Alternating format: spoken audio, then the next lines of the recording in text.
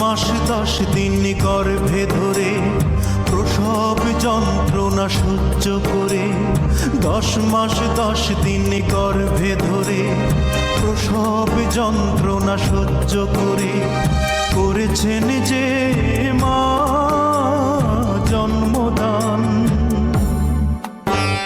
ঘুম পাড়ানি গান শুনিয়ে বুকের রক্ত দুধ বানিয়ে, ঘুম পাড়ানি গান শুনিয়ে বুকের রক্ত দুধ বানিয়ে করিয়েছেন যে মা দুগ্ধ পান।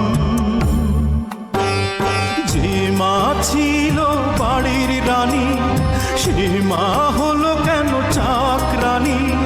কোন পাষণ্ড করেছে কাজ, হায় আমি কি দেখছি আজ।